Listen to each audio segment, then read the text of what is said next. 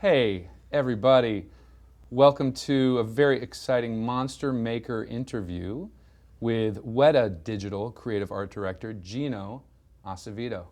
We are so excited to be having this conversation with Gino. He's had a very long career on several continents, right? And today we're going to talk to him about that career, where it all started, and the exciting stuff he is doing today out in Wellington, New Zealand with Weta Digital to push the envelope in how real digital can be. So welcome. I am Matt Winston, and I'm very excited to have you here, Gino. Let's talk about how this all started. First of all, got a phone call from you or an email about wanting to do one of these things. Absolutely. Listen, I love the stuff you guys have been doing for the school. I think it's fantastic.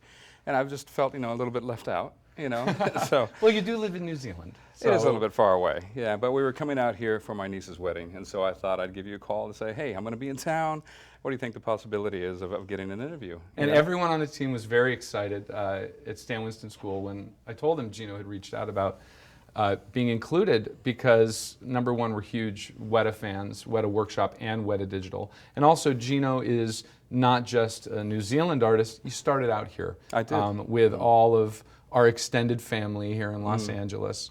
Who I miss dearly. Yeah, so this is a way to sort of, I guess, welcome you back into the fold, back into the Los Angeles fold by doing this interview, even though you're leaving us again for New Zealand. When? Like in a week? Tomorrow. Tomorrow night, we got to go back. Yeah. So we just caught you. Yeah. So today is really all about learning about Gino's path. Every time we do one of these interviews, it's a great opportunity for you to hear from someone who's actually found a way to make a living as an artist and make their dreams a reality. So, we're going to hopefully uncover some of that stuff today. I hope so. Tell us where you were born and how it all started. How a young boy falls into this odd world of character creation. Well, I was born in Phoenix, Arizona, and I always grew up like a lot of us, within our family here, always loved monster movies. I don't know how it all really got started, but I was just glued to the TV whenever a monster movie would come on. In fact, on Saturday mornings in Phoenix at 10:30 to 12 o'clock, there used to be a TV show called World Beyond. And World Beyond used to show all the famous Universal monsters, the Frankensteins, the Wolfman, the Creature from the Black Lagoon. And all my friends knew that, from 10:30 to 12, Gino wouldn't come out to play because he was going to be stuck to the TV watching those programs. And ever since I was a young kid, I just always loved monsters. Where did you get that? Was it from your family? Was it just something inside you? Probably something inside me, because Dad was a bit of an artist. He did a bit of a tinkering with a bit of drawing and that kind of stuff. But the monster stuff, I think, really probably came from television and stuff. So now, was this your first? We're looking right now in the split screen. We're seeing an early Gino Acevedo drawing of Frankenstein's monster. No, this is a new one. I just did this last week. Ooh. Oh, kidding. Wow. Now, yeah, so this I did a long... Thank goodness for computers. They can fix I that did up. this, I think, when I was like 5 or 6 years old. And I don't know what it was for, but again, Frankenstein. Frankenstein is still the ultimate, the greatest monster ever designed. And I did this. And I remember I was always the kid in school who would, draw these monsters and draw stuff on the desk. And, I remember when this came out, and as well as some other ones, that, the teachers were, a little concerned about little Gino, while everybody else was drawing, flowers and mountains and animals and stuff. Gino was drawing these weird kind of monsters. Sick and twisted mind of a 5-year-old. Well, you know what? She had no idea that your sickness would turn into a career. Absolutely. So more of you should encourage your children to draw monsters. Absolutely. And that's one thing that I always tell, a lot of the talks that I do is like, encourage your kids, even though they're doing stuff like this, which might be a little bit odd, but encourage the kids to, to do the artwork and to keep up with it. And my dad used to always say, because he'd be asked, do you have nightmares? And he goes, no, I don't have nightmares because I get them all out in my daily work. I put the monsters out in my real life, and then I go to bed and I have sweet dreams. So, people are afraid of exposing their kids to this stuff, but I'm a big believer in exposing your children to horrifying things as young as possible, as frequently as possible. Of course, don't call me when your kids turn out to be deranged. The next image is Monster World. Let's talk about that magazine. Yes, and how it changed your life. So this one, I can't remember how old I was, but I was still quite young. And I remember going through a supermarket with my mom, And this is when they have, like they still do, they have a lot of the magazines on the stands. And you know, this wasn't just the soap opera digest and stuff, but this was Monster World. And this particular one was that image you see in the middle with the movie called The Reptile. And I saw that and said, oh, I've got to have that. You know, Mom, can I please have it? She goes, no, that's terrible. It's going to give you nightmares. I go, no, please, look, I'll clean my room, I'll do the dishes, you know, I'll pick up the dog poop, I'll do anything. And she let me have it. And I remember just going through that, and it was just unbelievable. It's just like the famous Monster magazines, where it had and showed a lot of how they made a lot of this stuff in great black and white photos, and it was just mind-blowing. And I remember, you know, looking at a lot of those photos and trying to copy them and draw them and stuff. That's how so many of you guys got started, basically with a magnifying glass and a magazine. This Absolutely. is before Stan Winston School existed, before YouTube existed. You guys had nothing. No, exactly. Nothing to go on. And the cool stuff was in the back, were the ads. Remember the ads in the back? Oh yeah. You can buy your own vampire bat and you know, X-ray eyes and all that kind of stuff. Oh yeah. It was great stuff. The best. Well, that leads us to the next image, which was another pivotal moment in your life when you discovered oozing orb and vampire blood, and then that would lead to a friendship. But let's talk about this great image of you straddling this young boy, or is that you on the bottom? No, that's not me. Actually, that's not you. Just to go back a little bit, the thing that really changed my life was in Phoenix. It just so happened to be a Halloween company there called Imagineering. Now, Larry Liff was the owner of the company, and Larry was the inventor of vampire blood, the oozing orb, and those plastic vampire teeth they used to buy. They used to cut the crap out of your gums when you put them in. But Larry was the inventor of that, and he invented vampire blood in 1964, the same year I was born. And the way that I got into the company was I was just about out of high school, and a friend of mine who was my science teacher back in 7th and 8th grade, his name was Francis, and he had just gotten a student teacher. Her name was Patricia, and Patricia just married this guy, Larry, who owned this Halloween company. Now, Francis knew that I was always into drawing and Dungeons and Dragons and all that, monsters and all that kind of stuff. And so he told Patricia, he said, look, one of my ex-students, you know, years ago, loved doing all this kind of stuff, and you know, since your husband has this Halloween company, you know, maybe you can set up an interview, you know, with Geno, and maybe you get him a job there. You know, who knows? And how old were you? At this time, I think I was about 18. Yeah, and so I went and had an interview with Larry, and I remember still wearing my graduation suit. We have a shot of you and Larry, actually. So there's Larry. You know, the greatest vampire of all. But anyways, I went to go have the interview with him, and you know, I remember even wearing my graduation suit, you know, a tan polyester Sears suit, and going to go see him in Phoenix. And we had this great interview, and I had my portfolio was just drawings and stuff. I hadn't done any sculpting or anything like that yet. And Larry said, he says, look, I eventually want to get into making some masks and stuff, but it's not going to be probably for another 6 months. So I really don't have a job for you, but the only thing I have is for you to go work in the factory. And so he gave me a tour of the factory, and I'll never forget this, because it was like, I felt like Charlie in the chocolate factory.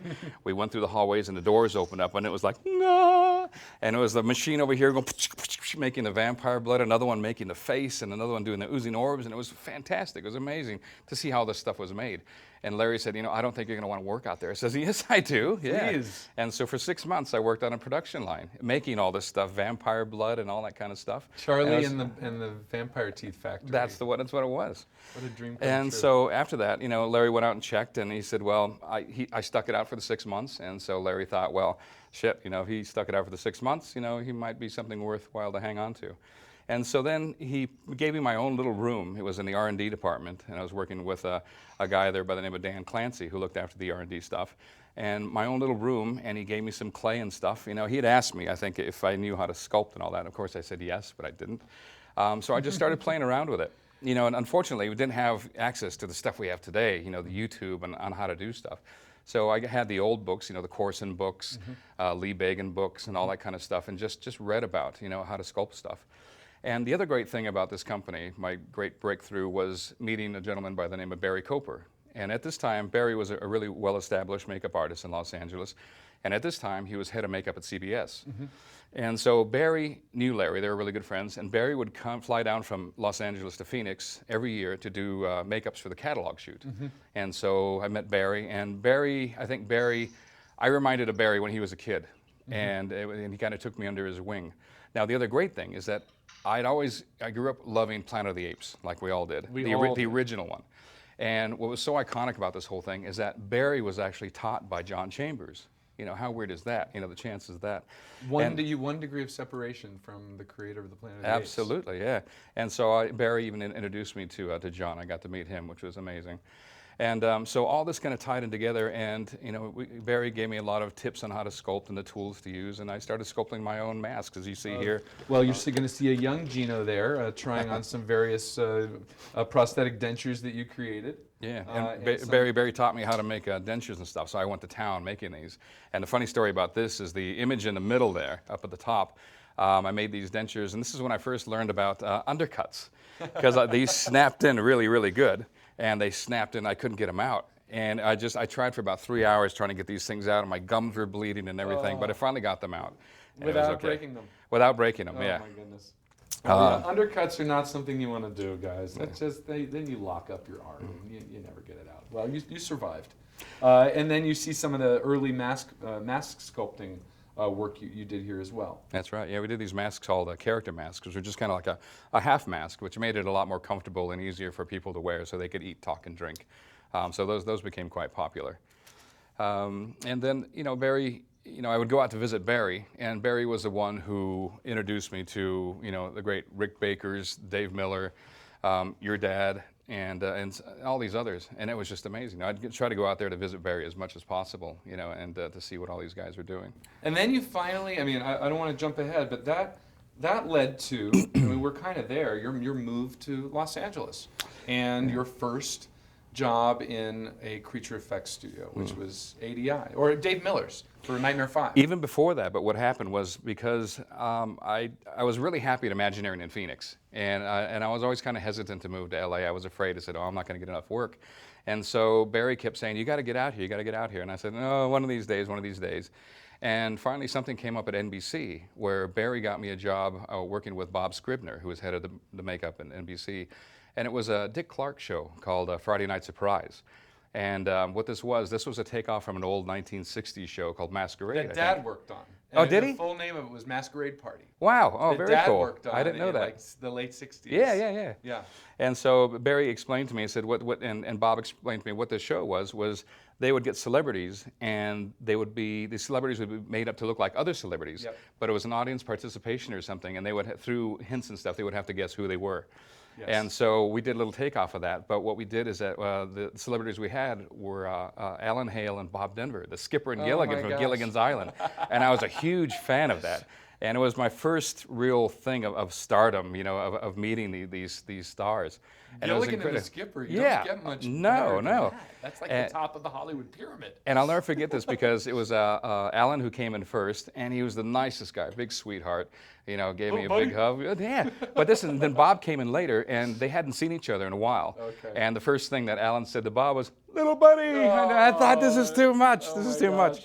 But anyways, I had to take their face casts, and I had to turn Alan Hale into W.C. Fields and Bob Denver into Mae West, and they did a skit from My Little Chickadee. I can see Alan Hale as a great W.C. Fields. It's hard for me to picture It Bob was Denver a challenge. It was a as Mae challenge, West. yeah. He looked pretty hideous. I really wish we had images to share of that. Yeah, That's but I found it on YouTube. If you go on YouTube and look up a Masquerade or something like that, I think I did find it on there. It's pretty funny. Check it out, guys. YouTube that. See if you can find it. The Skipper Yeah. and Gilligan as W.C. Fields and Mae West. And so what happened after that, I finished that up, and I still had a couple weeks left before I was going to go back to Phoenix, back to Imagineering. And because previously Barry had introduced me to the great Dave Miller, Friday Nightmare on Elm Street. Yep. At this time, Dave was working on part 5 of Nightmare on Elm Street. And Dave said, hey, you want to come over and help, do some work on Nightmare on Elm Street? It's like, yeah. And so that was my real start in the business in a workshop. So I got to work with a great friend. His name's Mitch Coughlin, and we became great friends. And Mitch and I were raptor puppeteers together on Jurassic Park. He and I were responsible for the left arm. I was elbow, he was wrist. that was great. Mitch Coughlin. That was great. Mitch, love you out there. And one of the reasons why I didn't really want to move out there is because my mom was pretty sick. She had cancer, and I was always afraid that if I was going to be away from her, that something might happen to her. And Mom was great. She was always saying, just go, go, go. And she said, look, if something's going to happen, it's going to happen to me while I'm either here or anywhere. And so she was always really positive and pushing for me just to follow my dream. anyways, I was working with Dave on this, and then a very sad day that I'll never forget is I got the call that Mom had passed away while I was away. I was devastated, you know, and I went back to Phoenix right away and, you know, did the whole funeral thing and everything. And I guess it was at that time that I really realized that, you know, there's really nothing keeping me here. And Larry from the Halloween company had been trying to kick my butt to get out. You know, he said, look, you've gone beyond what we can offer you here. I said, you really need to move on. So I took all that and hesitantly, you know, decided to, you know, and bravely, you know, go to LA. And so I went back working for Dave Miller, you know, some more. And then from there and through Mitch, and then at that time, then Mitch and I got a place together. We lived in Tahunga. Oh, you and Mitch lived together? Yeah. And yeah, well, we'll get into that story another day. But at that time, Mitch, by this time, he was working with these guys at ADI, Alec Gillis and Tom Woodruff, yes. working on a movie called Tremors. And I said, Tremors, what's that about? And he explained to me about these giant worms and stuff that live in the desert. I thought, wow, that sounds cool. Now, this was, for those of you who are familiar with the history of Tom and Alec, they were actually two of my dad, Stan Winston's core team for some really key years at Stan Winston's studio, starting with Terminator and Aliens and Pumpkinhead. They did Pumpkinhead, they did Leviathan and a whole bunch of stuff, and then they went off and formed their own company, and Tremors was their first big gig. It was. Dad was actually busy at the time, and Gail Ann Hurd, he said, go, you know, Tom and Alec have a new shop, go to them. Yeah. And that's where it started. So you were there at the very beginning of Amalgamated Dynamics. Pretty much, and it was, I didn't work on Tremors, but they had another show that they were doing. It was Point Break. Point Break. And we have some images, those president masks. But they hired me because of my background of making masks over at Imagineering. And so I did a bit of sculpting, and I sculpted the Jimmy Carter mask. And then we had, it was Kent Jones who did the Ronald Reagan. We got Reagan, Carter, Johnson, and Nixon in there. Linda Frobos did Johnson. That's right. Thank you for giving me a shout out. If you guys are watching, we're giving you credit where it is due. My memory's terrible, but I got it. It'll come back to me. So you had a very natural transition here from Imagineering, the mask work you had been doing, over to this film, and then things kick up a notch. It was with Alien 3, and it was unbelievable. Of the dream job, and it was your second Hollywood gig. Yeah, I mean, how lucky is that? Come on. You know. Yeah. No. So this was actually the display piece that they had, and they're shot for many years. And Erie and I worked on this and did a lot of the painting and had to resculpt a lot of the pieces put together because they were taken out of the mold of Tom's suit. And we had to cut it up and position it together. But I had so much fun painting that because I'm a huge Giger fan. And so I tried to replicate, you know, his style and stuff. And I thought the color tones actually were much closer to Giger in this paint job than in Aliens. Aliens, you know, Cameron loves blue. Yeah. So they're playing with more blue tones, this and that. But Giger, you know, this is more... A lot of the sepia colors, you know, Yeah, sepias and sepia grays tones. and stuff. Yeah, so I try to stay true to that. Yeah. Yeah. Well, a dream job for anyone to be on an Alien film. And we have another image here of a close-up of the mouth. And this is, again, the display piece, correct? It is, yeah. And just, I mean, the detail that I put into the painting on there was just, you know, Alec and Tom said, go for it, do whatever you want. And I had such a blast. I mean, there was detail on top of detail. And, but painting, you know, a little plug for Iwata, great airbrush out there. But I'd used the custom micron on this. I can just get... Little, you know, stuff that I know is there that nobody's ever going to see. And this is, since it's a display piece, this is not a soft material. What is this, a urethane, or what did you guys? It was all fiberglass and with a vacuform dome, and the webbing stuff around the mouth and stuff. I'd actually sculpted that out of a milliput. You know, that stuff. So it is all hard, so it's never going to rot away. So it'll outlast us, I think. Well, I think this piece is still alive and well at Amalgamated I Dynamics. hope so. We actually have another shot of sculpture of an infant Geno. Yeah. Let's pull that up. So this is back in London. So we went to Pinewood Studios, and we were there working for. It was supposed to be for, I think, 4 months, and it turned to 6 months, and it turned to 8 months. We were there for quite a while. But this is one of the pieces that they had me sculpt, and this was for the scene where Ripley goes and has an X-ray done on her, or a CAT scan, and we see this little guy moving next to her heart. So this was all the scale and stuff, and so this was, you know, it was pretty small. And the little spikes that you see on the top of there, those are actually little tendrils because we had all these veins and stuff connected to that. So I had a blast sculpting this. Oh, I mean, like I said, you know, for this to be your, what, second or third project out of the gate, and you peaked early. Well, but then you even went higher. That's the crazy thing. Spoiler alert, Lord of the Rings, okay? Come on, we'll talk about it. That's coming up. We have a naked Sylvester Stallone to share with you. Yes, you heard it here. We are showing you a naked Sylvester Stallone. It's not the real Sylvester Stallone, but it sure looks like him. So this was after we got back from London on Alien 3 after we finished that. And now I might be getting a mix. Demolition Man. This is Demolition Man, yeah. Now we also did Death Becomes Her. I'm not sure which one came first. I can't remember. But anyways, let's talk about Stallone. And the funny thing here is that it was Alec, Tom, Yuri, and myself went to go do his head cast, and it was mostly Alec and Tom that did it.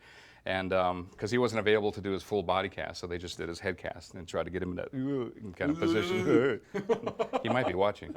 Sly, for watching, we love you. Oh, big time. And we had his body double come in, and we did a body cast of his body double. And I'm pretty sure it was Andy Schoenberg who did the sculpting on the muscle. Well, I was going to say, that's definitely not Andy Schoenberg's body, but it definitely looks like a sculpting. But he did an amazing job at that, as you can see, you know, anatomically correct. It's just that it was a gorgeous piece, which makes it even more exciting for me because I was never much of a sculptor. I was more of a painter. I love doing the finishing work on stuff. And even with sculpting stuff, my form sucked, so I always liked taking it over. Once the guys who love, you know, blocking stuff out, you know, then they'd hand it over to me to be able to go and do that stuff, and I love that. But this was a beautiful piece, and Corinne Hansen actually did the hair work on this. She did, you know, she just passed away sadly, just not long ago. But she was an amazing hair person. Did incredible eyebrows, you know, and the hair, as you can see here. Well, so, poor hair work can ruin all of it. So that's, I mean, look, making monsters is easy compared to recreating well-known people. That's, you know, it's really interesting, but because it's, you know, as much as I love monsters, doing the human stuff is probably my favorite because it's the most challenging. Yep. We all know what we look like, and then we all, and yeah, and you always, you know, you may not admit it, but when you see somebody with some sort of different deformation or something on their body or face, you always notice it, you know. And so the same thing goes when you try to recreate something that's realistic. If you don't get something just right, if a fake eye is off, or the nose is off, or the color's off, then you know you've ruined the thing for the audience. It takes you out. And exactly. Is that Uncanny Valley? Is that? I think it is, yeah. The Uncanny Valley concept, yep. Where it's just this side of real becomes disturbing. So when you are recreating Sylvester Stallone, you have to nail it. Your stay at ADI continued with their Oscar-winning work on Death Becomes Her. This was a dark comedy starring Meryl Streep and Goldie Hawn, and we have an image of a particular puppet that you guys made of Meryl Streep, which posed some serious challenges for you guys, but the result is really astounding. And the way the live action and digital work was mixed in that film was also very groundbreaking. It was. At the time. So let's talk about your work on that one at Amalgamated Dynamics. Yeah, it was a fantastic show to work on, and as you said, it was quite a challenge. And it was about the time that CG was starting to kind of, you know, come into the picture a bit. And so one of the things that we really needed to do was to get the skin textures and the look of the skin to look as realistic as possible. And so we started playing around with silicone at this time. And Circle K Products had a silicone at the time for the skin stuff that they had just come out with, and people were starting to play around with it. And is this 91 or 92? I'm trying to place the year on Death Becomes Her. Probably 92. Right in there. 92, yeah, because we did Alien 3 in 90. But anyways, we were playing around with the silicone stuff. It was great stuff, but the biggest challenge with silicone is that nothing sticks to it. So I needed to come up with a paint system. And so I started playing around with acrylics. I love painting with airbrushing with acrylics. Of course, acrylics weren't going to stick to it. But I had heard that if you use a caulking silicone, an adhesive, and thin it down with methylene chloride or mineral spirits and stuff, and I played around with that, and I sandwiched my colors, you know, with this caulking silicone, and I thinned it down with methylene chloride, you know, very nasty stuff. But what it would do is, because all my layers of acrylic paints were so thin, is that this mixture of the methylene chloride and the adhesive was about the consistency of like milk, I guess, a little bit thinner, is that the MEK methylene chloride was so aggressive, it would take the adhesive with it and bite down to the base silicone underneath it and kind of sandwich in my colors. And it worked great because I was able to really control my colors really, really well. Before that I tried mixing the pigments into the adhesive, but I couldn't really get my fine detail lines. So do you think, I mean, there must have been silicone painting going on before then, or was that kind of one of the first in town in this industry? Do you think it was? I really think it was the first time that we got the silicone skin on screen. And with this animatronic puppet. It was Dave Nelson that did amazing animatronics on this. And Dave Nelson. Yes, studio. And it was a lot of fun. And we had to do the same thing with Goldie Hawn as well. And Bruce Willis was also in the movie too. And it was great fun. So let's continue. What else we got? Your time at ADI finally finished up with Wolf, and I don't recall if Wolf was before or after these things, but it certainly was a really cool project. I mean, of course, turning Jack Nicholson into a werewolf, come on. It wasn't that hard. Come on, right, you don't have to do much. But we have a couple shots of that puppet for the transformation sequence. Now we should also mention that Rick Baker was also on the show, because Rick did Jack's makeup. So okay. he kind of set the look of that. And the director, there was a scene where Jack and James Spader were fighting in the barn sequence, and he really wanted the jaws to distend like two wild dogs fighting, which is why we went to the animatronic puppets. So this was actually kind of based on Rick's design and stuff. And again, why didn't they stick with Rick for the animatronic stuff? I'm not sure. I don't know what happened there, but I'm glad that ADI got the job. Right. Because this is actually out of all the pieces I've done, I think this is one of my favorite pieces that I've painted. And did some of the sculpting. Again, Linda Frobos worked with her on this, and so she had just a life cast of Jack in a neutral position, and then she actually sculpted this with this kind of expression. And then I got it and did all the detail stuff. So she had a neutral expression Jack and turned it into that. Yeah. Yeah, it's like the source life cast has completely disappeared at that point. Yeah, but she nailed it. I mean, Linda's amazing. And this gave me a nice challenge, and Corinne was teaching me how to do hair punching, so I punched the chest hair. So I got to do that, which was a lot of fun. But as I said, this is one of my favorite pieces that I think I've done, because it reminded me of almost like a Botein piece. Yes.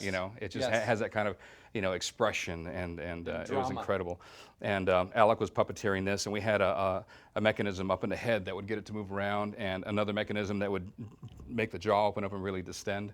And the cool thing we did with this, in the shot, is that we did the James Spader puppet the same way. I don't have a photo of that one, but what we did, because the puppet's only up to about the chest high, and then what we did, it was shot like that, but what we did with a costume is that we cut holes in the back of the shirt here and stuck a puppeteer's hand through there. And we had some gloves from Rick that he made that were, like almost spandex gloves painted up, but hair tied into it with cool claws and stuff like that. And so puppeteer's hand acted as the puppet's hands. And so the two of them, because it was a tight shot of James and Jack puppet here, is that they're clawing each other like that, and with the puppeteering of the head moving, it was great. It worked really, really well. And if you had only panned down like 6 inches, you would see the puppeteers down there. I mean, that is the same way they brought the Swedish Chef to life, ladies and gentlemen. That's right. Seriously, you have a puppeteer up here, and then you have 2 on the side. Well, whatever it takes to get the shot. What a great puppet. And again, this is the silicone stuff. It would just really, open up so many doors for us, and just made everything look, that much more realistic. Yes. And before then, it was really all about the foam latex, which is great. It's very lightweight, but you don't have the same inherent translucency, and you also get the bunching that you don't get with silicone. Exactly. And that's always a real challenge. It seems like, now in a lot of portfolios we see everybody's using the silicone, which, in a lot of ways, gets you, a good 30-40% of the way there because of the translucency. And then, of course, great paint job on top of it makes it even that much more realistic.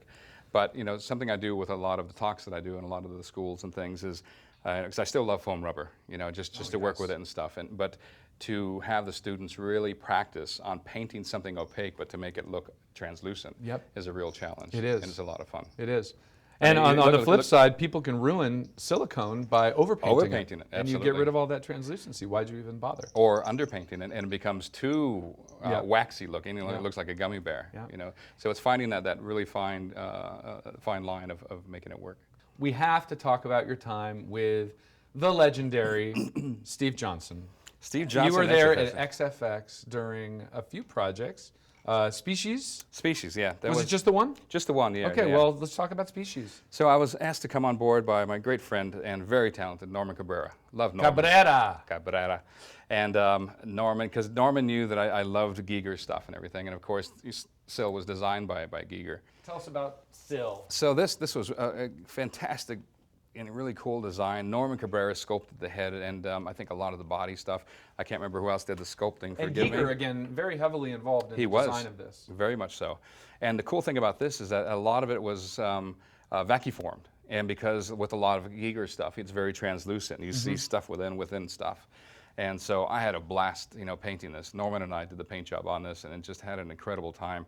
And what was cool, you can't really see it here, but a little bit on the shoulders, wherever she had to move, that was actually like a pantyhose fabric material that we painted. And then once we got it slimed up, it became very translucent. It looked great. It was some really cool techniques in this. Pantyhose in vacuum form.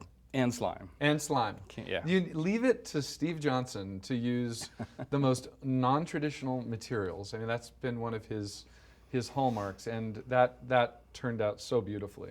And, of course, to work with Giger 2 times, basically, in, 5 years? Something like that, Something like that. And somewhere I've still got a copy, that Joe Fordham gave me a copy of this, that Giger sent in a fax after he saw this, saying how much he loved it, and it was great. And I think he even mentioned the paint job on there, so it was like, oh, yes. Now, a fax, for those of you who were born before 1998, do they even know what a fax is? What we used to do is we'd have a machine. Way back and in the day. Forget it. Yeah, we used to fax things, and you got a fax from Giger saying how beautiful it looked. Very cool. And then there's another shot there where you have 2 shots of Syl. The translucency on the top image is phenomenal, and we can really see what you're talking about. And what they did is that when they filmed it, they did a lot of backlighting, so you can see a lot of stuff. Even in her cheeks here, the mechanism stuff that was in there had a lot of things moving, so it just looked really, really creepy. It was beautiful but creepy. That's kind of the point, right? Beautiful, creepy. That's Giger's whole style. All right, we are going to move forward to your time now this is Dave Nelson's, Dave Nelson's, over at Ed. We're going to look at this beautiful chimp. Animated Engineering, wasn't it? Animated Engineering, correct. The company of Dave Nelson. Dave Nelson. Also was in the mechanical department at Stan Winston Studio for some years. And incredible mechanist. He and Mekki, remember Mekki Huston? Of course. Yeah, and Mekki, they worked on this. And this was a sculpture by the great Miles Tevis. Again, I've always been into apes, love apes. And so to be able to paint one of these, of course, was fantastic. And we used a silicone on this, and Dave and Mekki did the mechanisms on this, and had some really beautiful movements and stuff in there. And the eyes were actually the actor's eyes, and so we had contact lenses. And the way that it blended into the eyes is that what they did with the underskull of the mask and the way the silicone lined up to it, right up to the edge, it actually just pushed in just enough under the eye bag area. And then with makeup, as you can see here, the makeup artist is putting a little bit of makeup around the eyes to blend the makeup on the eyes itself to what I had painted on the skin, and I purposely added a lot of little freckles and that kind of stuff on there just to help, kind of a camouflage in a bit, but it was still very, very much true to the way that chimp skin really is. Looking at this image, it wasn't immediately obvious to me that those were the actor's eyes. You guys did nail that illusion, because that is the issue with using the actor's eyes, is you are changing the dimensions of an ape skull to some degree, but this looks great. And the performer in the suits, I'm sorry, I can't remember the names, but they did an amazing job. Was it maybe John Alexander? No, it wasn't. It was a girl who was Misty Rosas, or no. Anyways, okay. Come back. Well, beautiful. Again, creatures are tough, but nailing something that you see in real life, infinitely tougher. And the movie was called Ed, and it's about a chimp who plays baseball. So we have a shot. The next images are of Ed in his baseball outfit, and this was starring Matt LeBlanc. This was his first film starring vehicle after Friends, or I guess during his time. Probably during it, Friends. But yeah, great stuff. Always great time working with those guys. And it's funny, apes are another sort of touchstone of everyone in this industry. Yeah. Because everyone fell in love with Planet of the Apes, everyone wants to get a chance to create a great ape. The ultimate ape. Yep. Hey, Andy wants to know sculpting and painting techniques that you'd like to share. Any airbrush recommendations. This is for Andy Mauger. You did Andy, I mention know you like- Andy. Yeah, Oh, we're friends on Facebook, and All right, so what do we've you been suggest? going back and forth. For painting stuff, I still love Pache is a great one, but Iwata is still. I've been in love with Iwata for the longest time, and the what the hell is it called now? Because it's been so long since I've used an airbrush. But the custom micron is a great one for doing really fine. and that's the dual detail. action. Double airbrush. action, yeah. I've always liked double action. I never got used to using the single action, which was interesting because when I first came to LA, everybody loved the Pache H. Yep. But I could never get, as soon as you push down, the paint comes out. I loved having more of that kind of control. Yeah. So I was a double action guy. It's so interesting. There are Pache guys and gals, and there are Iwata guys and gals, and it's usually whatever they started out with. And then occasionally we had a Badger fan. Oh, yeah, who yeah. loves Badger. Yeah. And I'm trying to think of Shannon Shea's favorite, but it's a really low rent airbrush, but he swears by it, and it gets good results. So there you go, Andy. Iwata. And Andy wants to know, are you going to get to talk about your time at Rick Baker's for Men in Black? Oh, I forgot about that. We don't one. have any images for that. No, I don't. How could you leave out Men in Black? Sorry about that. Yeah. Oh, we had so much stuff on there, but we Was can still that talk before about it. K&B or after? Was that before Spawn or after? It must have been after. I think it was after. Yeah. We're going to look at Spawn. For those of you who are fans of the Todd McFarlane comic book character, that's Todd's character It is, as yeah. well. It was brought to life beautifully by K&B Effects, and Gino was there for it. So we have an image of the Spawn suit we're going to bring up. So the body, I was brought in by Howard and Greg and Bob to do the sculpture on the body. And again, sculpture was never really my big thing, but I thought, oh, what the hell, I'll give it a try.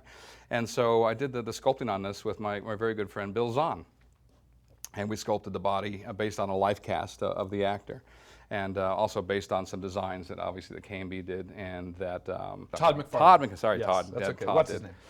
The Spawn guy. So it was great, and we've got some pictures of some test paint jobs that I did on the makeup that was going to go on the actor itself. That's the next shot. No, I didn't sculpt the head. That was it. Norman, or maybe somebody out there can remind me who did the sculpture on that. But it was a really cool sculpted job.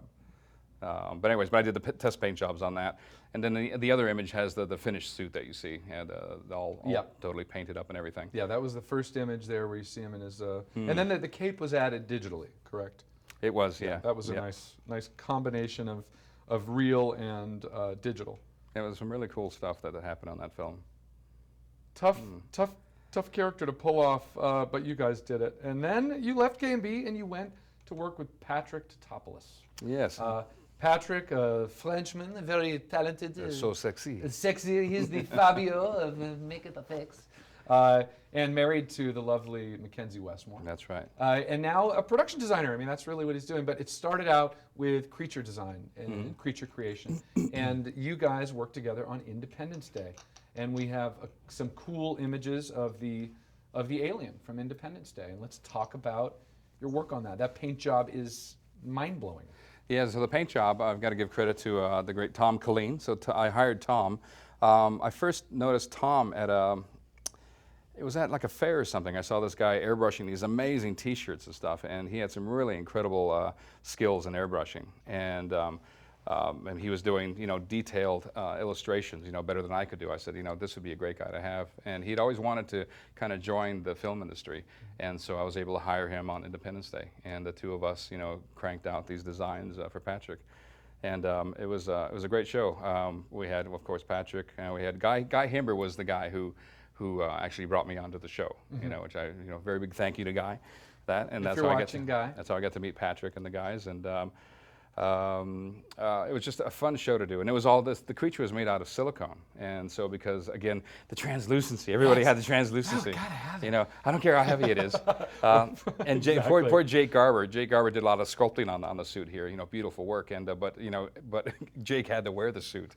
And Oh the thing no, was so silicone heavy. is very heavy. Very heavy, but it looked so cool. Was it full body? Was it a full body suit? It looks like It was lower half is not. This was a puppet that you saw from when you see the full figure.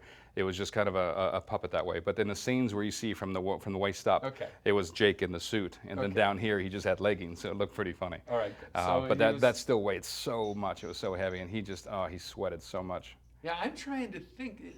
Silicone creature suits are very rare. You might have elements that are silicone. Yeah. You know, the face, you know, the hands, but then the rest is lightweight foam or whatever you can get away with. But there's been some stuff that I've seen recently what they're doing to silicone, and it looks beautiful. Yes, I saw. Was it Ex Machina? Not Ex Machina. Just Scarlett Johansson. She's the one where Scarlett Johansson is a robot. That is a silicone suit. Yes, that is. Yeah. That's we did that in New Zealand. Yes. Yes. That's one. you. I didn't work on it. Okay, Didn't work on it. that's Yeah, Weta but that Workshop. was Weta Workshop. Weta Workshop. They did some Yes. beautiful work on that. But yes, that was stunning. that was Stunning gorgeous. silicone I got to suit. see that in person. I got Yes. to see it, and it was such an amazing looking piece. And as you saw in the film, But it was very thin and not a big, heavy aliens. Yeah. So yeah, you can wear silicone just when it's that much. That's tough. Ghost We're in gonna a Shell. David Woodruff's been correcting. Ghost in a Shell. Ghost in the Shell. That's Thank the you, one. David. And then Thank he you. also said that Shannon uses the Aztec. The So Aztec. Oh, David's the been helping. Aztec. Thank you, David. Yes, it's the Aztec airbrush. That is Shannon Shea's favorite, and he's the only person we've ever met. He's the only one who can get it to work I good. swear by Yeah. the Aztec. Hey, we love you folks at Aztec, and Shannon Shea should be your paid spokesperson. We do have another shot from ID4 that features your mullet, and it's probably the most astonishing mullet Thank you. I've seen in this town. And I'm going to very- bring the mullet back. Bring It's it going to back? come back. Yeah, Gonna it's do about it? time. Business up Yeah. front, party in the back. Yeah, I still find myself, doing that every now and then. But the reason why I cut it was one day I was staying with some friends and was brushing my hair. I used to brush it all the time, and in the back I felt like this lump in my hair. I thought, what the fuck's that? And I looked, and it was a like hairball that on my hair because I used the brush. I never got down deep into the hair, No. and I thought, okay, maybe it's time to No, cut a this mullet off. must be tended. Yes. That is rule one of mullet wearing. Anyway, so I had the mullet all through ID4, and here we are. We've got this picture up. We're looking at the little critter inside, which was really cool. And this we made out of a polyurethane material, and we had like an underskeleton underneath it because again we were trying to get that translucence and seeing Yes. stuff inside of it. And inside the head, it was really cool because we had little lights on inside the head and everything. And it was just a really beautiful piece. And I got to paint it with doing a lot of pearlescent colors and stuff. I love pearlescents, and so yeah, good stuff. Pearlescence and translucence. Oh, those two together are amazing. When you combine them, it's blah. We're going to talk about Godzilla. This was also at Patrick Totopoulos' studio. This was a massive, massive project. It was. You guys built a full size. How did you feel knowing you were going to get the opportunity to work on a Godzilla movie? Again, a touchstone for anyone who loves monsters. Godzilla, Planet of the Apes, you get to work It just on a kept Godzilla getting movie. better and better, and growing up with Godzilla and everything. And again, this is working with Patrick and his crew again. And so there you can see we've got the Mama Godzilla.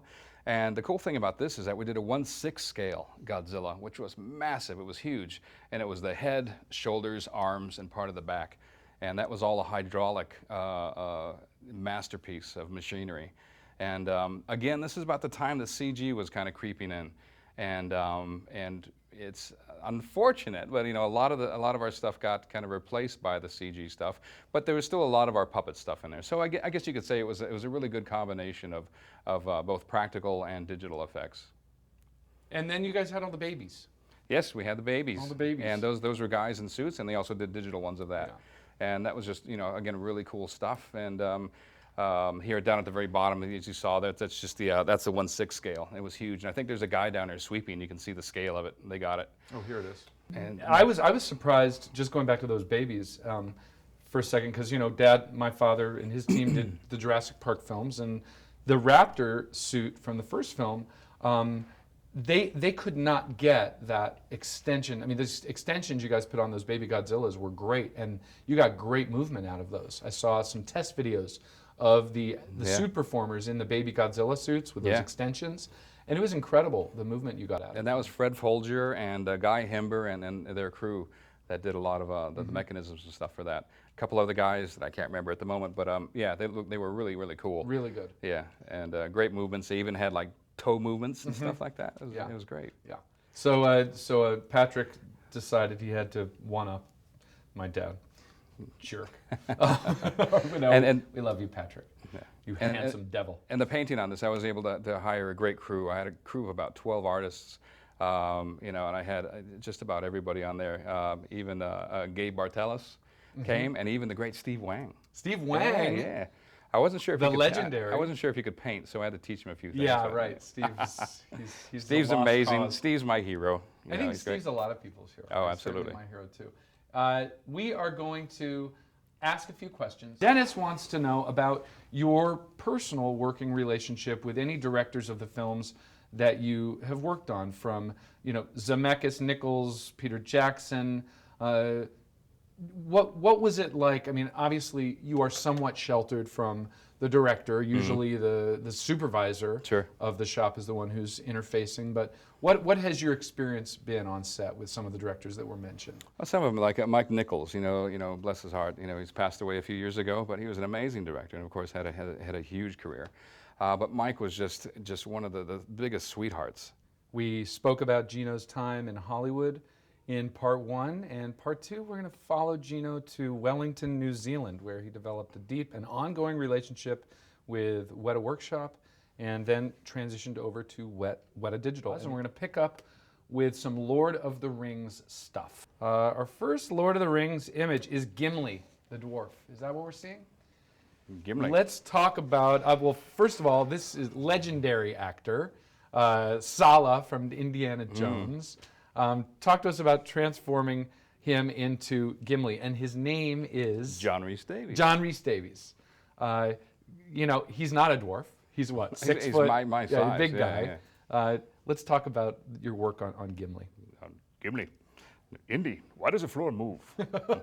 We used to do that all the time. Bad dates. Bad dates, exactly. We used to go back and forth and do that. And I would go, no, John, it was more like this. And he goes, don't tell me what I did. I was there. I did it. I was in Morocco. Yeah.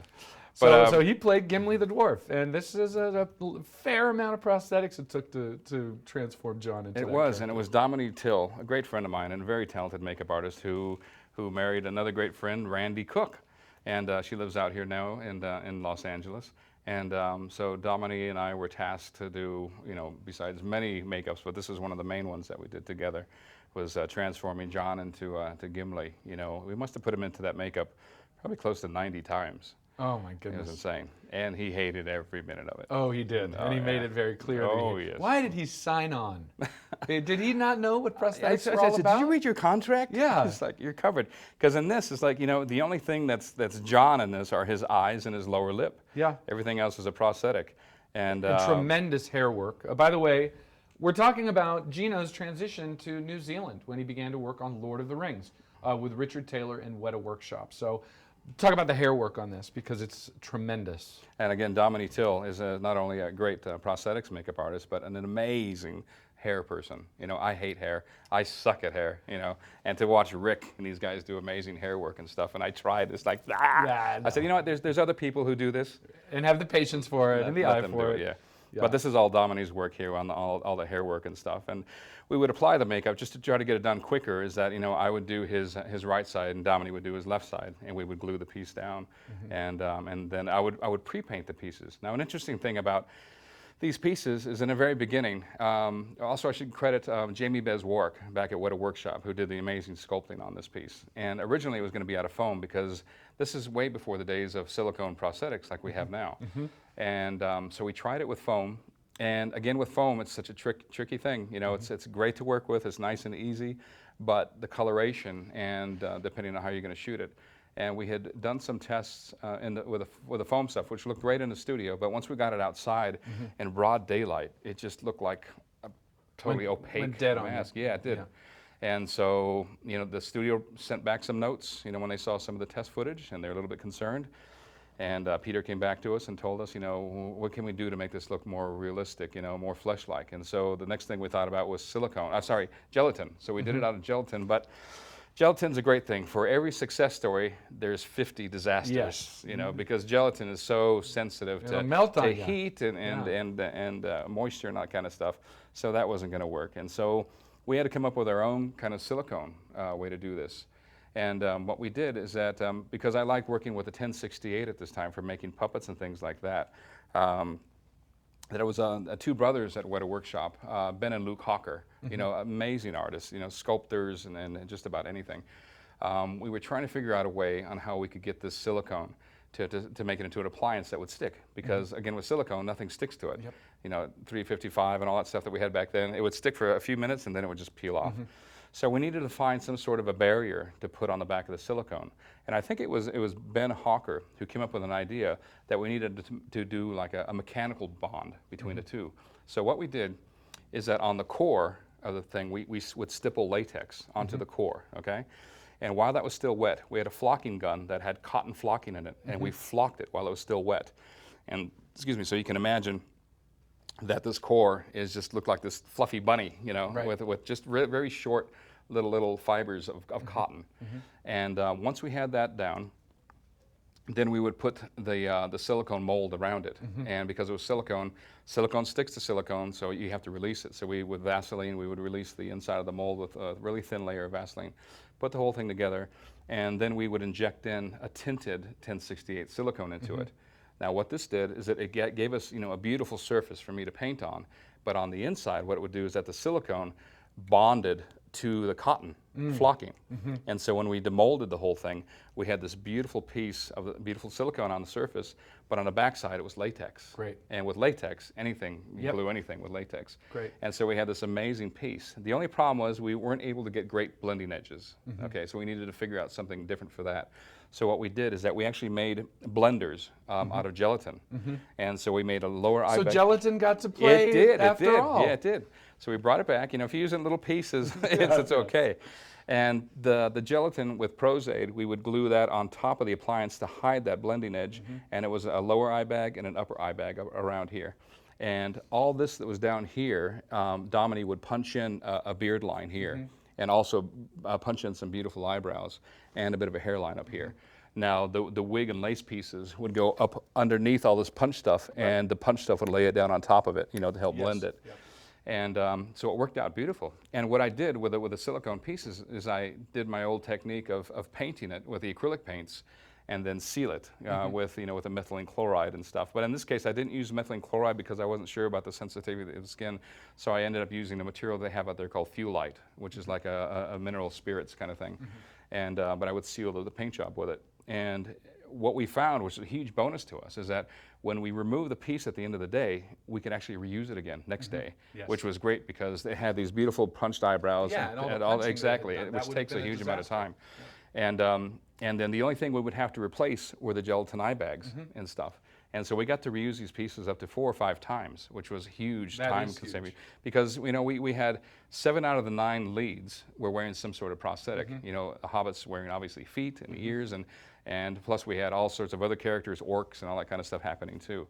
So we needed to try to be as efficient as possible to try to figure out the shortcuts. A phenomenal amount of makeups in that film, and one of my favorite things about Lord of the Rings is how beautifully it blended digital with practical. I mean, that film is chock full of real stuff, real locations, real makeups, costumes. I mean, just the armory department alone. Oh.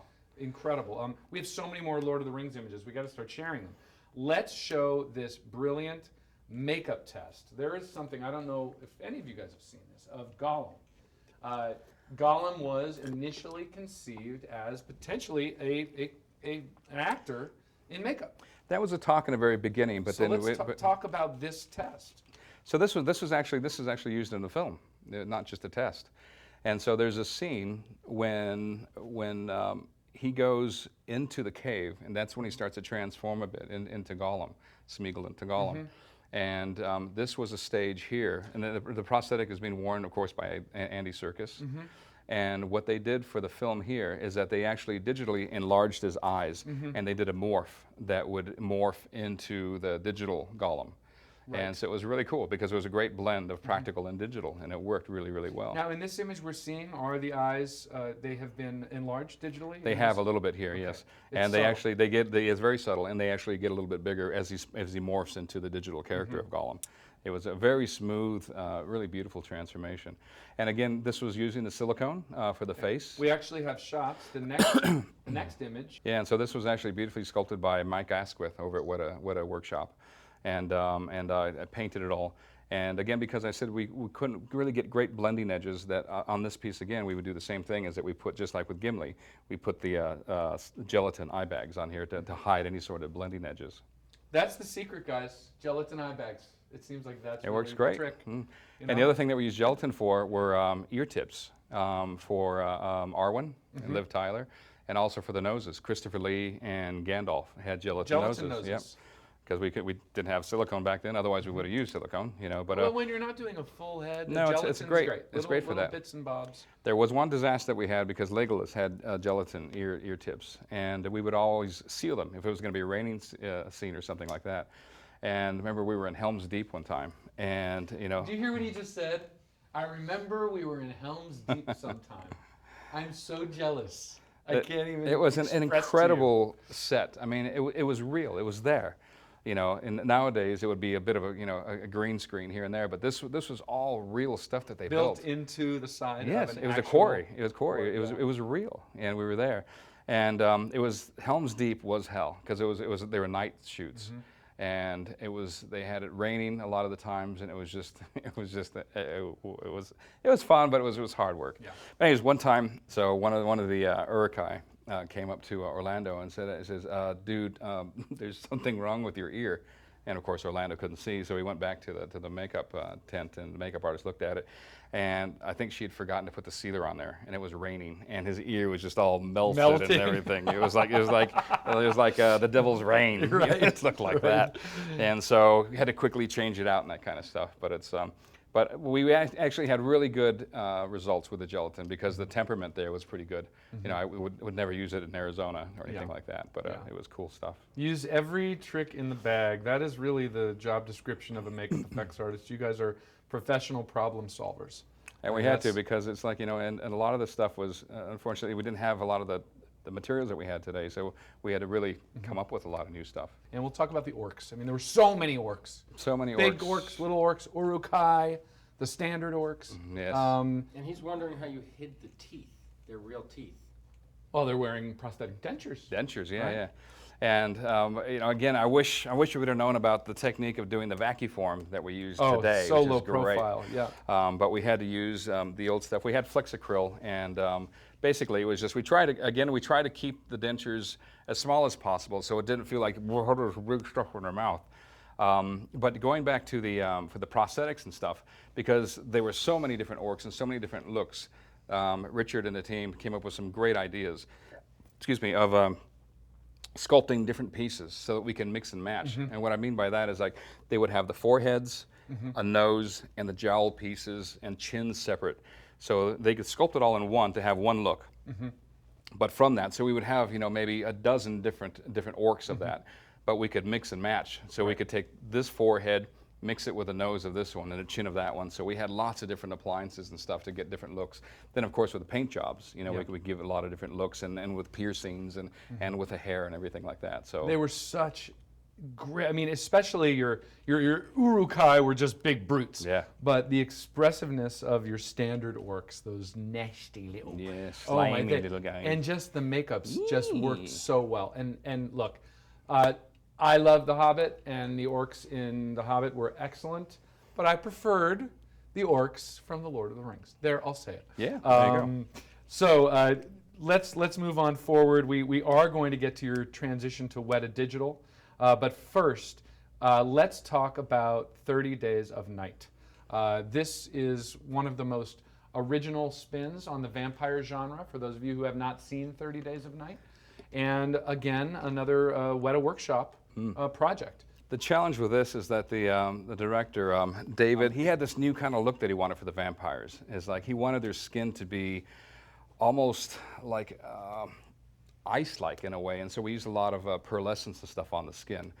And then, of course, with the teeth, he didn't want the typical kind of canines and things like that. He wanted the teeth to be more like shark teeth, very jagged. And when they bit, he wanted him to be able to bite and do that, and just really Tear and no, rip God, and it was terrible. shred. Yeah, and lots of blood. Yeah, it's not the gentle two perfect little holes. No. It's rip and tear. Yes. I had a great team. I had a great friend, Davina Lamont, who was just nominated for an Emmy recently for the work that they did on Genius. You know, some beautiful work. And then I had a friend, Bill Hunt, and oh, a great team. But we had to come up with all these different kind of looks for the vampires. And the cool thing that they did too was that they digitally enhanced them a little bit to make them look even that much more creepier. Is that I did some Photoshop work on it because David wanted he said, make it look, don't go too far, you know, make it look so that when you look at the person, it's like, you know, are they Icelandic or where are they from? Something, you know, a bit weird. So what I did is I got the eyes and I shrunk them down by about 15%, 12 to 15%, and pulled them apart slightly, but also gave them a little bit of a dip like this. And so it just, when he looked at it, it wasn't too over the top.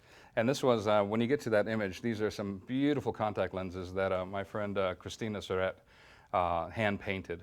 And just really beautiful contacts. And I did a lot of Photoshop work and sent them to her. And Christina is the best contact lens person in the business. You know, her paint jobs are amazing because she could really match what I painted. And I would give her some really hard things to paint with a lot of fine detail. And you couldn't stump her. Oh, she goes, oh, I hate Gino. That's this, you know, but she loves it. And again, did some really beautiful work on this. And this has a picture on the of Iris, the vampire down at the bottom right-hand corner. Again, and this is a little bit digitally enhanced with the eyes, you know, giving them that little tweak. And yeah, she was just really frightening. This is my dad and his team did the same thing on a film called Skinwalkers, which is werewolves, where it was it was standard prosthetic makeups, but with just widening the eyes subtly with CGI, and it just took it away from human. And you know, and just bringing those elements and mixing them up, it really sells the magic trick. Exactly, yeah. Just don't go too far with it. Not too far. Yeah. Not too far. And again, you guys, I love Danny Huston as the lead vampire. There was something about that performance that was so unsettling. Let's talk about that element just a little bit. Now, what was interesting is like, because when I heard it was going to be Danny Huston, you know, I love Danny's performances in other films and stuff, and I thought, really, he's going to play Marlowe? And I thought, well, I thought he was going to be a bit too old, you know, for this character. But once he got into the makeup and everything, and Danny's performance, creepy, man, you could tell that he was the leader. Oh, and, yes. you know, you didn't want to mess with him. Oh, there was and I was so wrong. You know, I'm sorry, Danny, but I was so wrong, and I was glad that it was proven right that he was the right choice for that. Yeah, he was. And the makeup was done by Bill Hunt, who did an amazing job on that. And Bill spent a lot of time of really getting the blood splatter just right. You know, Bill had these ideas about, you know, following the lines of the blood that would go to his mouth and just, you know, frame the face, and just he worked it out really, really well. Well, and also in that film, for those of you who have seen it, it's set in this winter landscape. It's all white. And then you have these streaks of red. Yes. And just so dramatic. And once again, this was a Weta Workshop production and a brilliant new take on the vampire genre. So if you haven't seen 30 Days of Night, check it out. Now we are going to transition to Weta Digital. Before this, and what was interesting, the way that I got into Weta Digital was during the Two Towers of Lord of the Rings. Joe Lettieri, who runs Weta Digital, had come through the workshop, and I had just finished painting a dead body of Sean Bean, who played Boromir, and it's a really cool looking piece. And Joe came to look at it, and he says, "Wow, this is really great. It's really cool. It looks so realistic." You know, the translucency again. Yes, it's the translucency of the skin. And he says, "So how did you paint this?" And I explained to Joe. I said, "Well, the main thing is with the translucency is the silicone itself, and I tint it. A few shades lighter than the final color I want to be, because I want to be able to add that to it." And so I told him, you know, but he said, "How about the veins and stuff?" I said, "It's all painted on the surface, but I've just got some techniques to make it look like some of the veins are set way deep into the skin.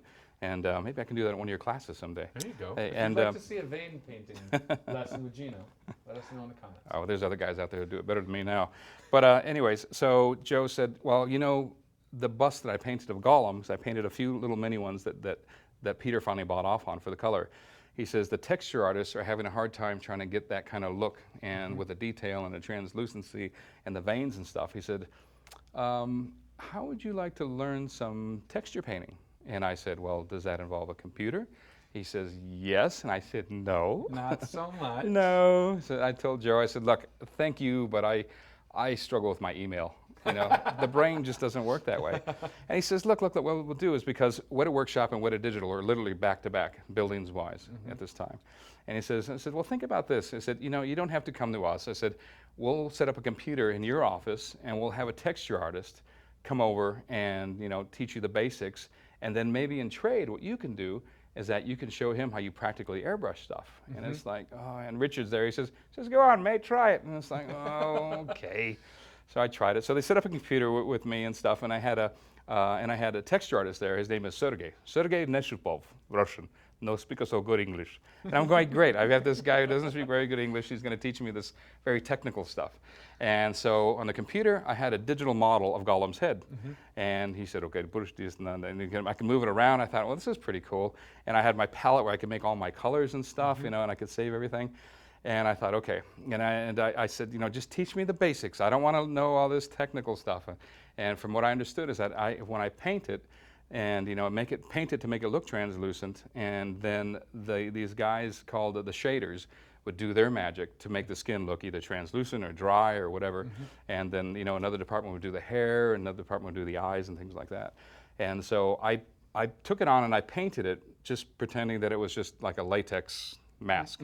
So I needed to paint it to make it look translucent. Right. And so from what I understood, as I said, once it got to the shaders, they could work with it.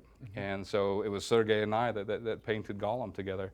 And that's how that happened. Wow. And at the time, they didn't really have a creature kind of art director guy at Weta Digital. And slowly but surely, I started to get more and more involved with Weta Digital. And I was kind of crossing back and forth. I was kind of like the liaison between Weta Workshop and Weta Digital. And my job was to, whatever it was designed that was going to be digital, just to make sure that the design didn't change too much, because a lot of times once it's handed over in the final result, it's like, well, whoa, what happened there? This is not what we signed off on. Yeah, so it was my job to kind of, to keep that. But if changes had to be made, I would let the guys know, well, look, they had to change this arm because there's no way he could do this, or that kind of stuff. You're keeping them honest. Exactly. Keeping them honest. Exactly. And that is sometimes one of the dangers with digital, is since you can do everything, and you're not really constrained by physics, you might go too far, and then you lose reality, and then you're out of the story. So let's go off of Lord of the Rings for a second and talk about these images of Tintin. Once again, thank you to Weta Digital for providing some images you're about to see. We're going to start with Tintin. Talk about your experience on this film. You came on as a consultant to make sure. Well, at this time, by now, I had become kind of the HOD, the head of department of the textures department. Now, textures department, what we did is that it was our job to work very closely with the models department, and the models would supply us with a digital model of a character, and it would have a lot of the basic shapes and forms, nothing too detailed or anything, because that was our job to do. And because if they were to add all those fine details into the model, it would be what we call too heavy. It would take too long to render and things. And so we had other ways to do that, and that was with our textures. So I looked after a group of anywhere between 30 to 50 texture artists, and I would give them a lot of consultation and help on the textures. Yeah, and this one, well, in this particular shot, it really didn't involve us so much, but it was the water. Water and hair are like, some of the toughest things to do. And this particular shot, and it was quite a challenge for the guys. And but as far as the textures and stuff, Tintin was a big challenge as far as the design, because I don't know if a lot of people know really what Tintin's all about. It's a European comics that are out there, and basically Tintin is basically, if you can imagine a bowling ball with a two dots, two black dots, and just a little nose. And so to try to make him into a living, realistic-looking character, but not too realistic, but not too cartoony. So it was a really fine line, a big challenge to try to get this design to work. And to stay out of the uncanny valley. That was a big thing that Steven Spielberg told us. He says, beware of the uncanny valley, and he says, don't go to like Polar Express. Polar Express got into, he kept bringing that up. And this character played by Andy Serkis, the captain, is a great example of how to push it away and make it a bit more cartoony, but also ground it. This character has just features that you don't find in real life necessarily, but it works perfectly. Yeah, and again, the great Andy Serkis plays the captain, and it was all done with the motion capture. Thank you. Yep. And with the captain's kind of look is like we took it as if he had a real person and just gave him some prosthetics. Yeah. You know, and that's the thing. A little bigger nose. Yeah. Have some fun. It was a fun show in a way and a huge challenge because everything in that film was digital. The smallest thing we did was a map pin, and everything to that to the desert scenes and to the Caribou ship and everything. So it was a lot of fun. The thing that I loved the most, of course, were the characters and stuff, and in the streets and the markets and stuff, were all these different kind of cool looking characters. It was a blast. Oh wow! I mean, and Spielberg, once again working with a legend. The blessed career of Gino Acevedo. Are you jealous yet? Let's move on to another project that you worked on with another legendary director, James Cameron's Avatar. And we are going to start out with this beautiful first image of Neytiri. What was your involvement? Was it, again, the texturing? In the textures department, yeah. So still working on the textures. And the challenge with this is that we're really trying to push the look of the skin, detail-wise, to get it to look, even that much more realistic. And working with my great Russian friend Sergey, because before the way we got a lot of the textures and stuff is by using photographs. We would photograph, somebody and turn it into a gray scale and bring up the contrast to get all the pores and stuff. So a lot of it was done with just photography. But we're trying to figure out a different way to get really good skin textures. Coming from the practical background, and I love doing life casts and stuff, and I've got a huge collection of that. But from that, and using the silicone that we use for making the puppets, the 1068, we did a test where we mixed up some of the 1068 and untinted and poured it over one of the life casts that we had and tilted it up and let it kind of just totally slough off. In a couple hours, we peeled the skin off. Peeled off the skin, it's about the thickness of a latex glove. But then when you get it and you hold it up to the light, you see all that fine detail and everything in there. And the cool thing about that is that it shows all the different types of pores and wrinkles that are all over the skin. And most important is the flow of everything. And so then what we did is that we got this face piece, cut it up into a few different pieces, and to make it to like a pattern make it. So we cut off the forehead as one piece, the nose is one, and the jowls and everything and the chin, we kept that as one piece, and we would cut darts into it because we wanted to lay it down as flat as possible, and we scanned it. And then what we did is that we tried to scan it on a flatbed scanner, a big A2 size, it's like 8.5 by 11 or 11 by 17 scanner. We tried it dry, and we got some pretty good results with it, but there was still air pockets. And what would happen is that the skin would have an air pocket in here, and what would happen because the scanner, the camera's underneath here, those air pockets would be a bit soft. It's just like taking a photograph that's out of focus. Sure. And the areas that are touching the glass would be totally sharp. And so we needed to figure out something to fill in that gap. So we ended up making a frame around the scanner. We filled it with water, and then we tried to scan the pieces, and it kind of worked, not quite. But we found the secret thing was baby oil. So we put baby oil in there, and our hands are so smooth and soft. But we made it lay flat, or we lay it totally flat under the baby oil, and we put a piece of glass on top of it, and scanned that at a really high resolution. And then we would take that image and take it into Photoshop, and I think we scanned it at like 10K or something like that. Took it into Photoshop and ran it through these actions to bring up the contrast. And we would make this into what we call a displacement map. A displacement map is just a grayscale map with everything from blacks to whites and all the grays in between there. So everything that was dark was going to be going into the skin. For instance, like pores and things and very fine wrinkles, they'd be quite dark. Everything that was a bit lighter and whiter, like a mole or something like I have here, would be a lighter color. And so that way the computer knew what was going to be what. Right. And so we did all these tests and stuff, and we took these maps, and then we took it into our 3D paint program that was developed for us, that we helped develop, called Mari. And with this 3D paint program, what everybody uses now, is that we were able to get an artist to import in that map and get it and project it onto the digital model. And all of a sudden you've got instant skin texture. And we did it on this face of one of the guys at the shop there. and they rendered it, and it came out beautiful, incredible detail, because it was such a high resolution. And the guys, Joe Lettieri and the guys looked at it, this test, and they said, wow, this is really cool. And I said, so how did you guys do this? And explain the process and stuff. And it's like, well, that's too simple. No, it can't work. I said, exactly. Exactly. Yes, because my brain doesn't think That's the technical way. That's why it's good to have a simple-minded guy on the staff. Well, hey, just because simple, no, and in the best way possible. And sometimes the simple solution is the best solution. Exactly, and that's kind of how we did this, and because we knew that with the Navi people, they were so scantily clothed that there's going to be a lot of skin showing. So what I did is I sent out a group email to everybody at Weta Digital. I said, if you think you have interesting looking skin, please come see me, because this is what I'm looking for. So I had people coming in, and I had to tell people too. I said, and if you don't get, this was like a casting call, and I said, and if you don't get chosen, please don't be offended, but if you are chosen, please don't be offended, because you've got some really cool looking skin. And so we did all this casting. We cast, faces, fronts, backs, butts, feet, hands, just about everything. And we made this incredible library of all these different textures. That way I could sit down with an artist and say, well, let's use so-and-so's forehead and so-and-so's this and that. And the other cool thing is that because my wife, Liz Mullane, is a casting director and has been Peter's casting director for many years.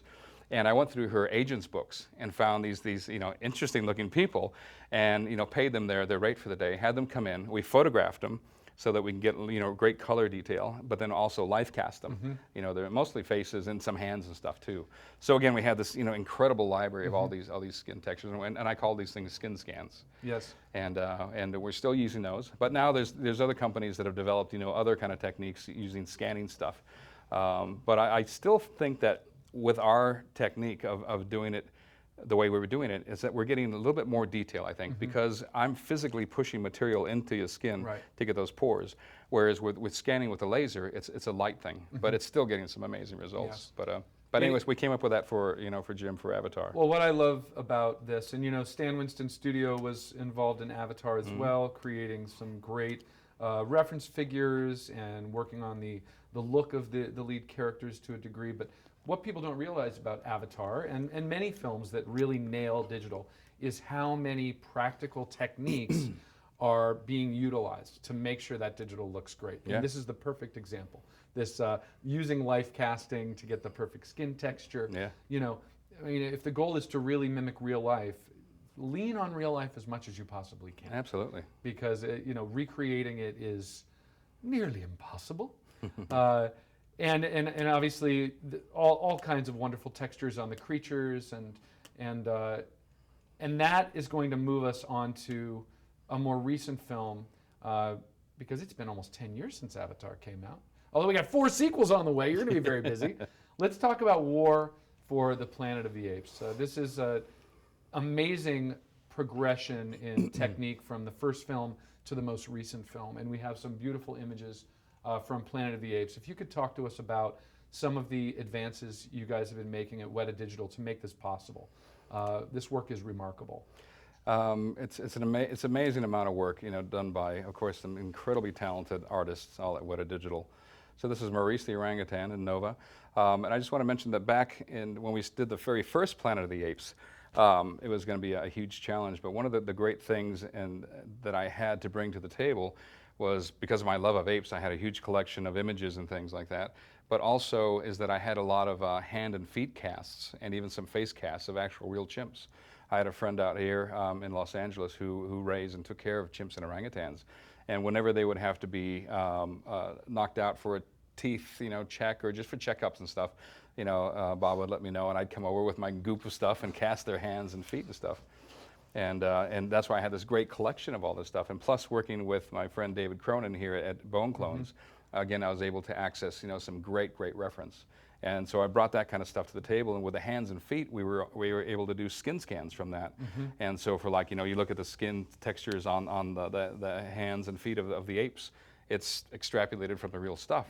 And David's great theme here at Bone Clones is that nobody does it better than Mother Nature, which is very true. And so anyway, so I brought that stuff to the table, and had a great team of artists, working on that on 1 and 2. And what's really interesting is just how much the technology has advanced just in the past few years to, war, for the Planet of the Apes now. and just to see some amazing performances, of course, by Andy and everybody on the team there. Let's check out Caesar. The next shot is of Caesar, portrayed by Andy Serkis, who you started working with way back on Lord of the Rings as Gollum, and through Tintin and everything else. Yeah, One of the first mocap superstars. Yeah, true. And the show was supervised by, of course, Joe Letteri and Dan Lemon back at Weta Digital, and who did a phenomenal job on it. But it's just, again, with the technology, the way the advancements with the shading and the hair work and stuff, because it was a huge challenge because they're going to have snow in the hair, and it's like, no. There's a great shot of Caesar with the gorilla, and it looks so real. Yeah. It was just really, really cool stuff. And just, again, with the performances and the advancements of the shading and the tight close-ups and things, that they were able to get. And again, it was the motion capture stuff. That's it. Sorry. Got it? Got it, okay. And with the performance stuff, they were able to get just super tight close-ups and the detail. And all that's the thing that really sells it, are the little imperfections, but also the little nuances, the little squints and things like that really make it come to life. And this was textured by a great texture artist, Masaya Suzuki, who's been with Weta Digital now for some time, but he's done some amazing work on this guy and on Caesar. Just really, really astounding. And so funny that, Planet of the Apes was probably one of your first inspirations. And here you've gotten full circle, yeah. 3 of them. And the funny story is when a lot of my friends here found out that we were going to be doing the first one, it's like, hey, Gino, now's my chance to come to New Zealand and do some prosthetics to Planet of the Apes. And it's like, well, this actually, I read the scripts, and I don't think we can do them as makeups, because they're just apes. They're not humanoid. Exactly. They're not humanoid. And so they say, oh, you traitor, and you got to the dark side. And I said, well, we'll just wait till the film comes out. And then when they saw it, it's like, yeah, you're right. It's good. But again, I mean, one of the reasons it's good is that you were leaning on Mother Nature as much as possible. Yeah. And you were helping to push that because there's nothing worse than bad digital. Really, it takes you right out of the film. I mean, it's same with bad practical. The key is to convince people that what they're seeing is real, and everything you can do to make that happen is key. That is war for the Planet of the Apes. We have a few other images. We have a cool image from the Jungle Book as well, much larger ape. The next one there, with Mowgli, and I mean, obviously similar techniques, larger character.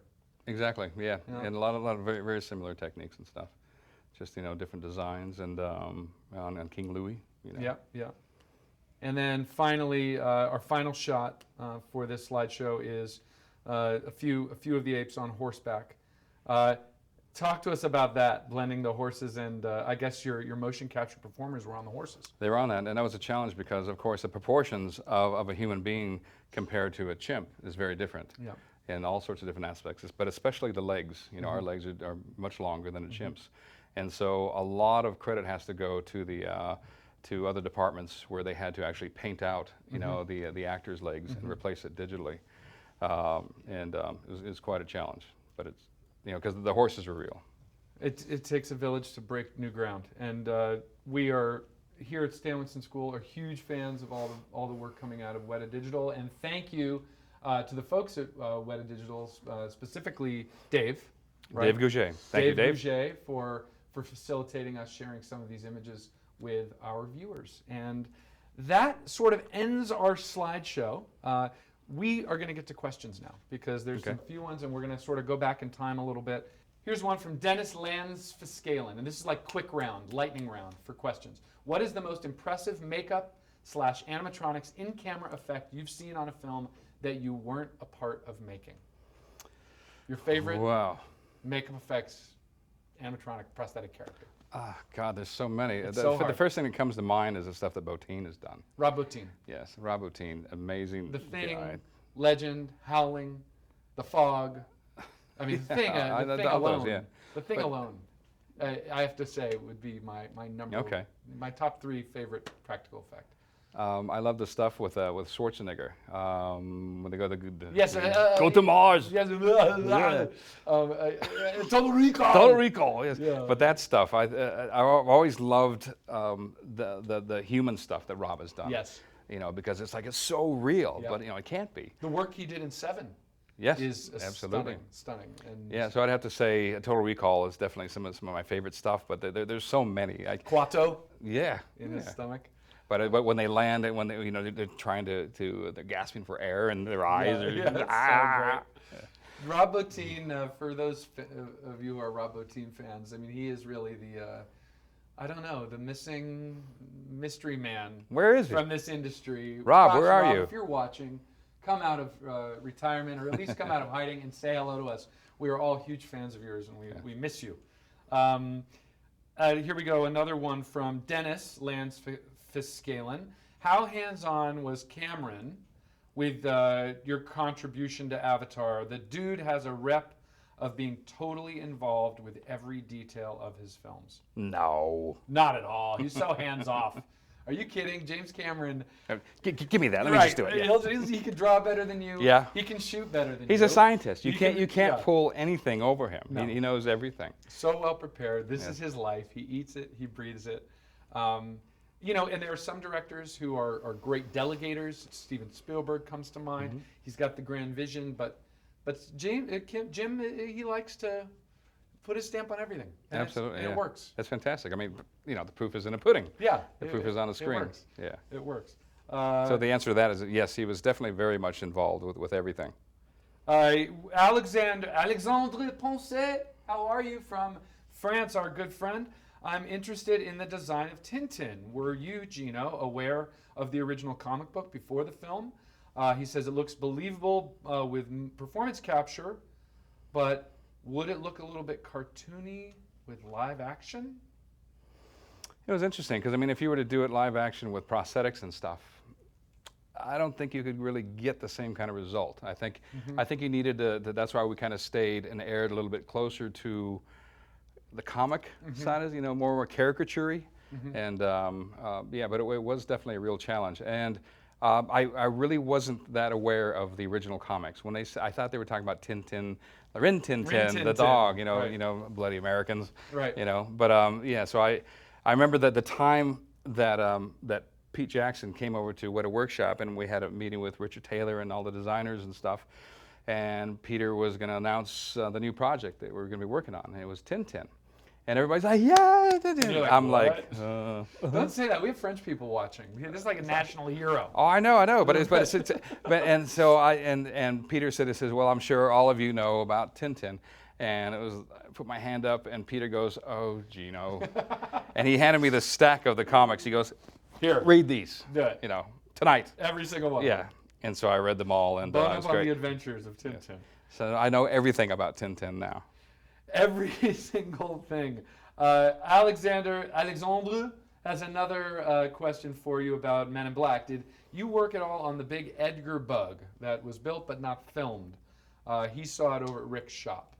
That was amazing. I mean, it was very sad that didn't get used. That was an Aaron Sims paint job special there. And this is the final stage in Vincent D'Onofrio's transformation. Yeah. And it ended up being a digital character. It was, yeah. Yeah.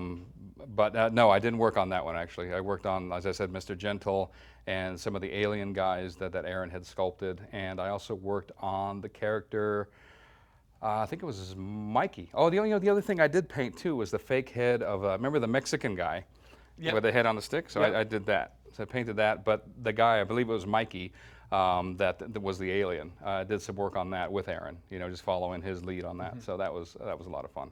This is from Andy Mauger.